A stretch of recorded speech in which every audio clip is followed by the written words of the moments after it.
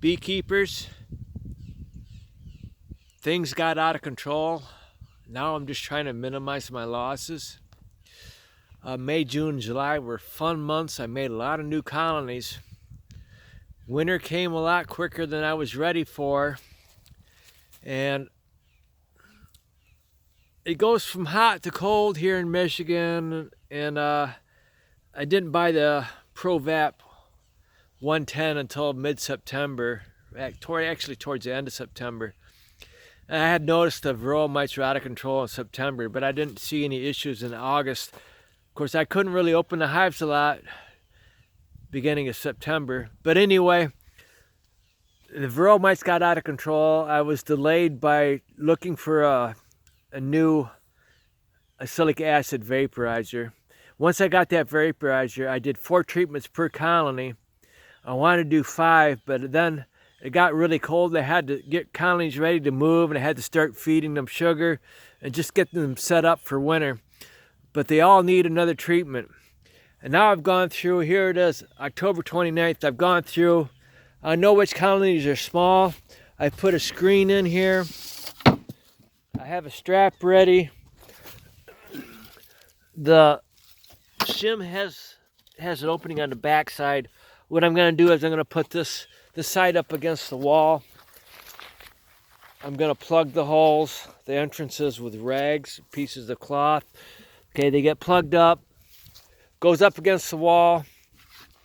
So I have this open here and this open, and I'm going to put a towel in here when they're inside, towel in here, and plug this hole with a rag, and I'm going to do another acylic acid treatment. And in the past, I had brought these in and out depending on what the weather was doing, but I have too many colonies. I can no longer do that. So I'm going to bring them in, and then I'm going to check my notes. Here are my notes.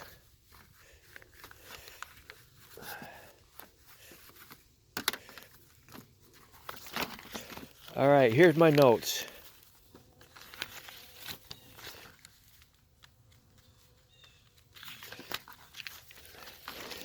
Before I started making new colonies, I went through and I knew which colonies were older, which ones are newer. The red means 2020, the yellow 2021, and the green was 2022. So I made new 2023 colonies. So important to keep good notes. Made over 150 colonies, almost 160. And what I do with this is I compare the number, and I check the numbers to make sure I correlate both numbers. If it's a new colony, I correlate that number with, if it's an old colony, then sometimes I forget to write down that I discontinued a colony. But basically I have to determine, is that a new colony, old colony? And I wish I could keep better notes, but I'm so busy doing this stuff. And I will actually do a hive inspection indoors, and if I see an old queen, I'm going to kill that queen, and I'm going to combine them indoors with another colony. And then I'm going to also write down where they were. And then if I do bring them out, when it does warm up, I'll put them in the same location, the original colony. If I combine it with a new colony, the colony that has the queen will get put in that location where they were originally. I don't know that it matters towards the end of winter. How long can a bee remember where they were? You see the ones with straps, got the screens, just to show you how many I determined were too small to get through 20-degree night. We're getting a 20-degree night, not tonight, but tomorrow night. So I like to stay a day ahead.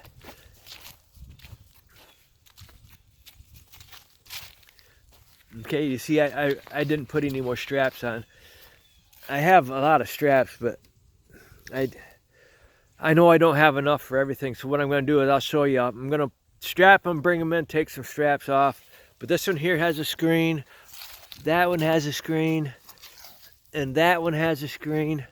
And I determined these were okay for right now. See how big they are? Probably tomorrow I may determine that they're not okay. Some pause. If you haven't seen my videos previously, I started digging this 13 months ago, digging it out, and then starting beginning of August, I started doing the concrete. May, June, and July, I was busy with mating nukes. I didn't have time to do any construction, but basically what I'm getting at is I've been so busy, and then I also have to do electrical work to pay for all this stuff. I'm not making any money with the honeybees yet, and maybe I never will, but I'll show you something else.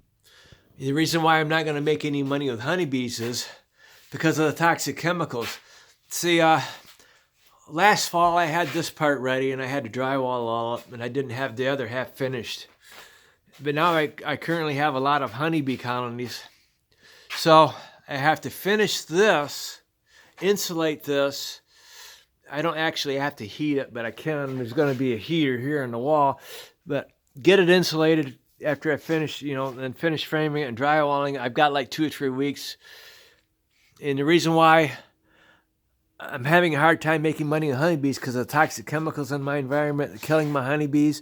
I can get rid of the varroa mites during the fall, but even after I get rid of the varroa mites, my honeybees will still die. So let me pause. Okay, if you've watched my videos before, you'll recognize this room. And I decided not to put any more colonies in the windows anymore, because what happens is I put a lot of colonies in this room.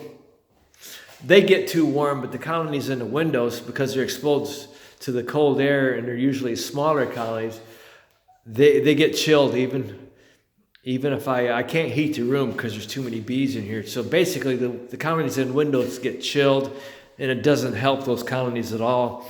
So no longer putting colonies in the window. If I had a specific room that I could heat and have colonies in the window, then yeah, I would put colonies in the window. But if I'm putting colonies in here, I can't heat this room because I don't want those colonies moving around. And the other thing is, if I had a thermostat that I could set at a lower temperature to make sure that it doesn't come on and heat the room, make it too warm, and I have in-floor heat, I have to keep this floor warm enough. I had an issue, it was a couple years ago, or last year, where I let this room get too cold and the floor froze, and I had to bring all the colonies out on the deck, heat this room up enough to thaw out the floor in order to turn the heat back on. So it was a big issue. So basically what I'm doing now, those colonies I'm going to load on the back of my truck. I'm going to put them here on this conduit here and pull the straps out just to make sure I have enough straps. And then I will stack them here. And then I'll stack them here. If you see my videos from past years, you'll know that I can stack several in here. Once I get this room filled up, hopefully in 2 or 3 weeks, I'll have that other room ready.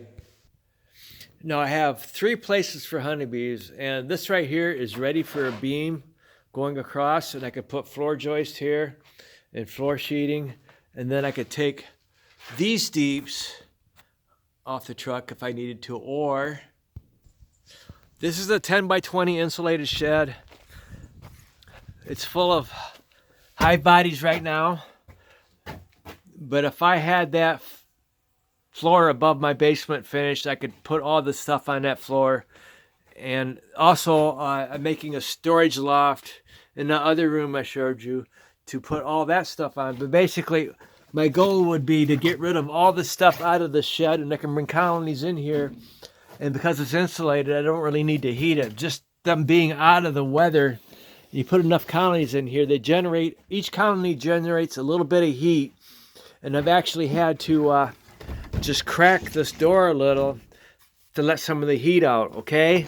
So if I were to leave my colonies outside during the polar vortex winters, I've been through several, 2015 and 2016 or 2014, somewhere around that time frame, where we had 2 polar vortex winters in a row.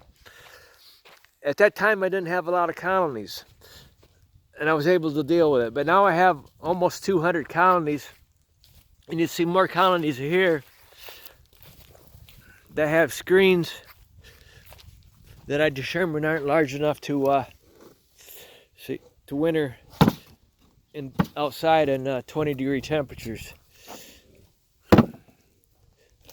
So I'm very busy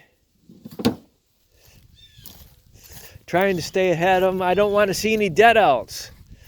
I don't have very many dead outs during the winter. What happens with my colonies is the bees die and the colony shrinks.